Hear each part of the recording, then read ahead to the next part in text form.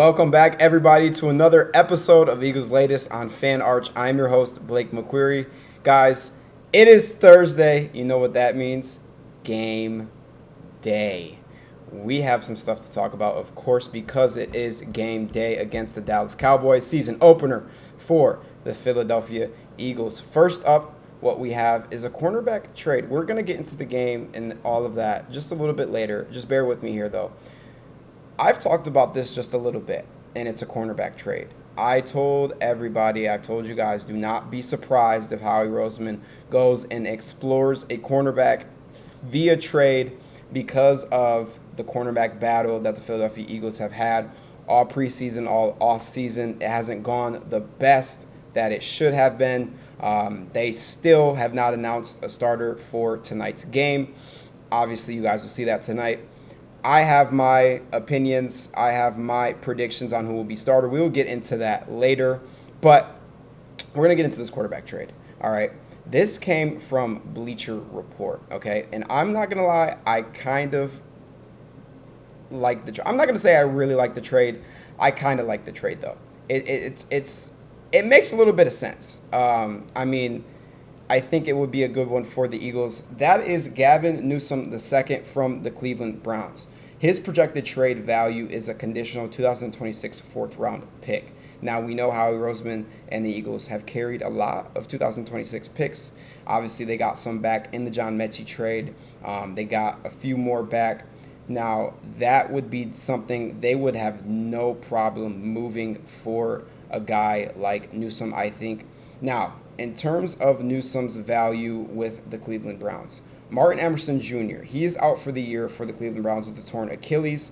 Obviously, the Browns won't want to move Greg Newsome II early in the year with Emerson Jr. out. However, that can change. I think that will change when it comes clear that Cleveland isn't going to make a run in 2025.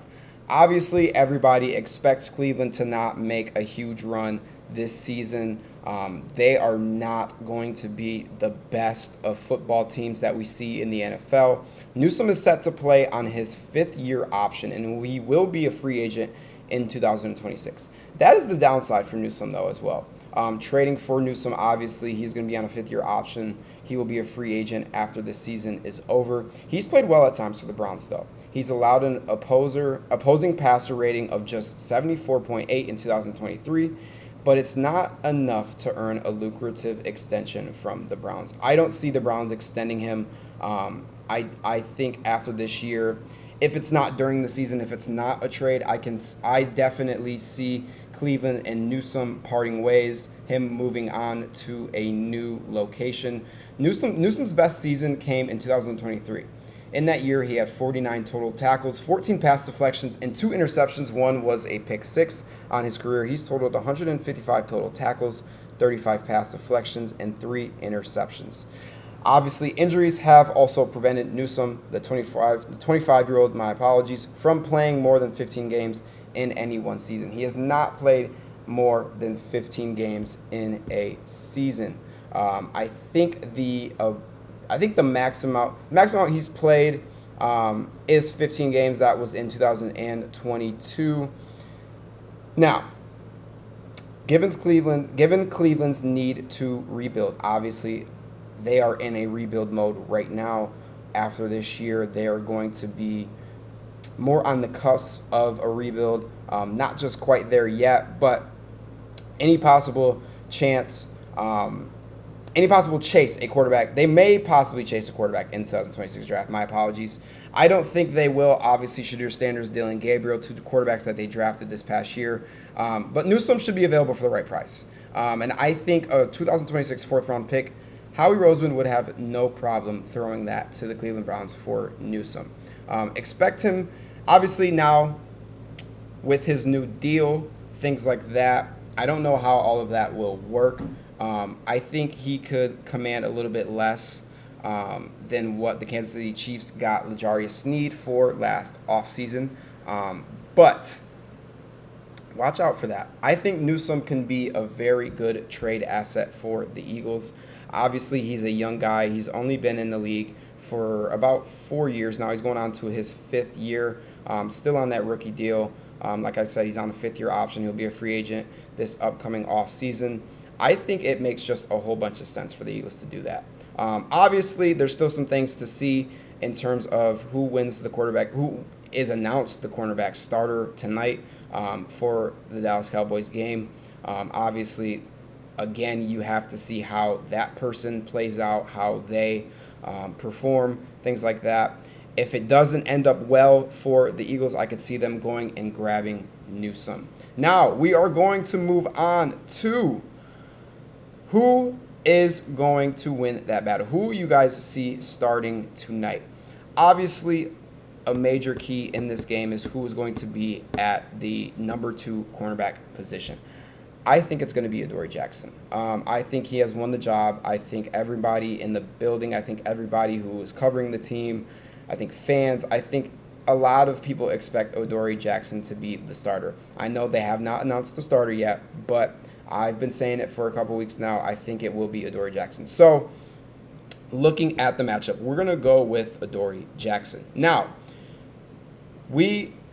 obviously, if Adoree Jackson does win that number 2 spot, he is going to be matched up against Pickens. But we will probably see CeeDee Lamb in the slot. I don't know primarily if he's going to be in the slot, majority of their plays, if he's going to be in the slot. That would mean Cooper DeJean would be on CeeDee Lamb and Quinyon Mitchell would take on Pickens. That would be a fantasy for the Eagles. That would be a fantasy outcome for the Eagles. That would be a fantasy outcome for Eagles fans. But if Dallas is smart on Thursday night, CeeDee Lamb will not primarily be in the slot.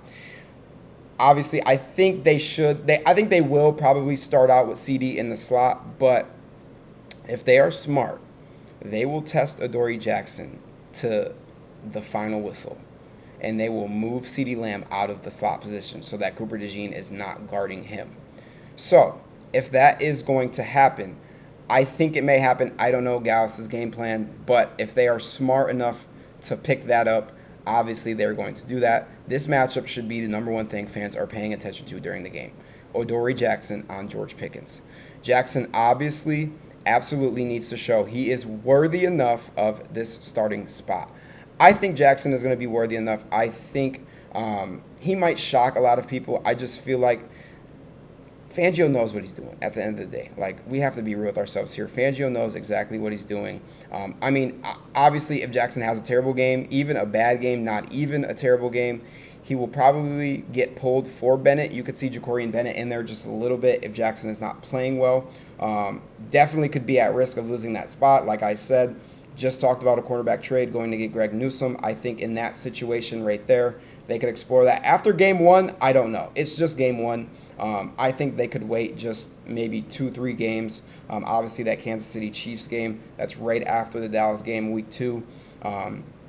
He could be at risk of that if he has a bad game. Now, like I said, I just talked about the potential trade for Newsome. Show everybody, if you listen to Adoree Jackson, show everybody that you are the guy. Show everybody that they don't need to go and dig for Jacorian Bennett. They don't need to go and explore a trade for Greg Newsome or whoever the case may be. You don't really want Jackson to be tasked with Pickens, though, for the whole game. That cannot happen. I think if that is the case, if that were to happen, if Dallas is smart, they don't play CeeDee Lamb in the slot at all, we will see that. And that might not be the best option for the Eagles, especially their secondary. That could end very bad. But am I crazy to think that Jackson would honestly be able to hand it? I think he can, at least here and there. I really think he can. Looking at his best completion percentage allowed, that was a 48.8 last season with the Giants. So he's coming off not his best year, but in terms of completion percentage allowed, he's coming off his best year with the Giants. He allowed only 287 yards and 2 touchdowns. That was through 5 games, though. He only started 5 games with the Giants. Obviously, 2 touchdowns through 5 games is not good. 287 yards, not the best, not what you really want to see out of your starter, but you can deal with it. I think his best year was 2021 with the Giants. 52.1 allowed completion percentage, 353 yards allowed, an average of 9.3 yards allowed per catch allowed. Only gave up 2 touchdowns in 13 games played. That was his best year. If he can improve on that with the Eagles, then I think the Eagles will have no problem with Adoree Jackson out there on an island. Those are not terrible numbers. I mean, like, they're not the best in the league, obviously, but they're not terrible numbers. Let's look at George Pickens a little bit. His stats last season: 59 receptions for 900 yards and 3 touchdowns. He had a breakout year in 2023, 63 catches for 1,140 yards and 5 touchdowns. Obviously, Pickens will be the difference maker if he is able to feast against Jackson. That is why it is so important to watch that matchup tonight. See how he plays Pickens. See how Pickens plays. Pickens is a really good wide receiver. Pickens, obviously the number 1 guy in Pittsburgh there for about a year. Listen, Pickens can be Pickens is a dog. I'm just gonna say it. Pickens is a dog. He is. So he is the difference maker if he is able to feast against Jackson. Jackson needs to have a very good game to show and prove not only that he's capable of that starting spot, but that he is capable to be a key asset on this defense for a season's worth to come. Now, we are going to move on to the bad boys. Bad boys, bad boys. What you gonna do? What you gonna do when we come for you? Listen, A.J. Brown, Devontae Smith, feed those guys tonight. We know there were some speculated animosity and frustration last season between Brown and the passing game. Some might say Hurts a little bit. I really don't think him and Hurts had animosity. Those guys are very close. But you want to avoid that this season. You want to avoid all drama at all costs, especially when it's A.J. Brown. Like, your star receiver. We're talking a top 5 wide receiver in the league. His stats last season: 67 receptions for 1,079 yards and 7 touchdowns in just 13 games played. If he stays healthy and he plays every game this year, he could very well end up a top 3 wide receiver by the end of the season.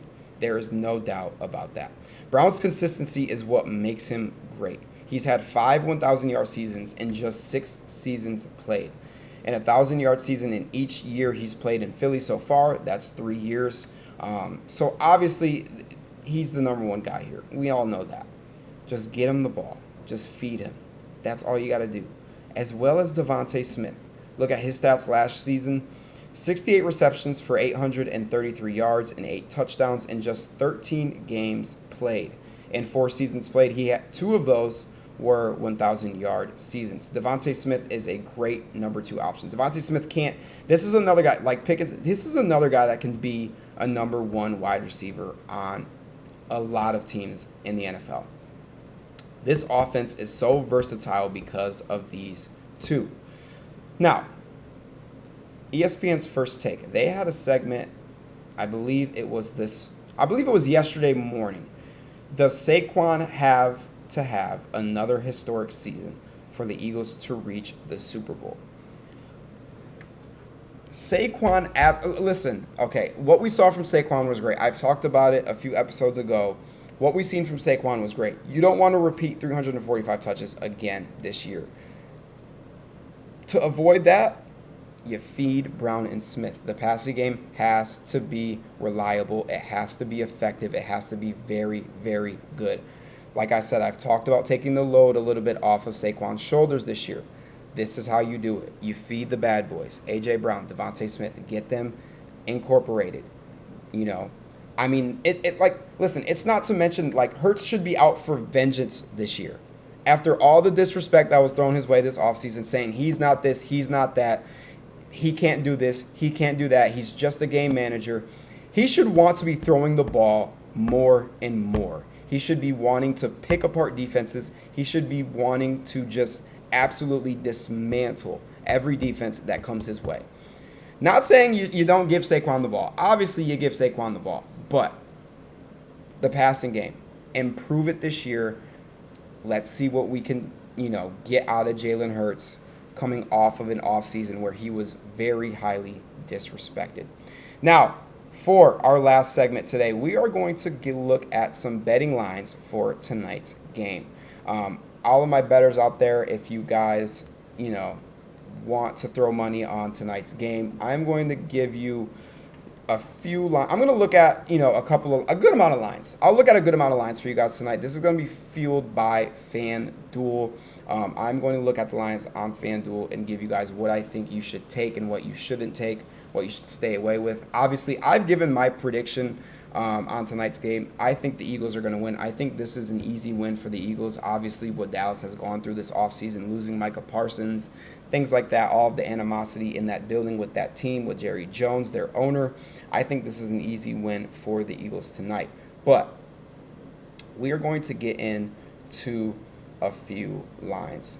And first, what we are going to look at is obviously Jalen Hurts' passing yards.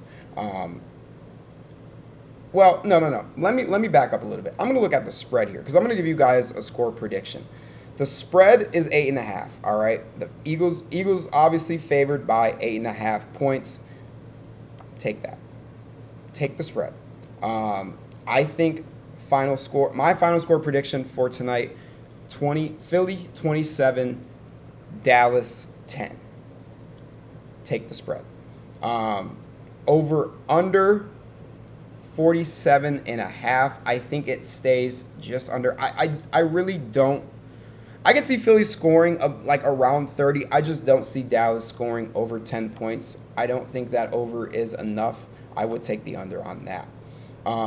Now, we are going to go Jalen Hurts passing yards. Let me pull this up just really quick. We are going to look here. Passing. Where is it? Player props. Okay.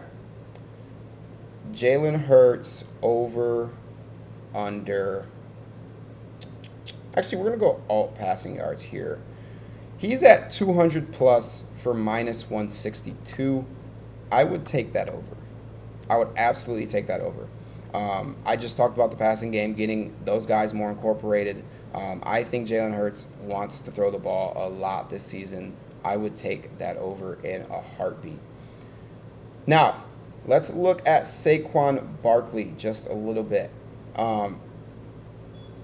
Let's look at his rushing yards.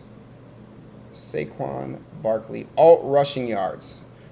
He is set for 100 plus rushing yards at plus 110. I would take that. 100%. Be cautious just a little bit. Dallas's defensive line, obviously, that is something that they have had to improve a lot this offseason. Have they improved it? We're going to see tonight. I think Saquon rushes over 100 yards easy. I would take that for sure.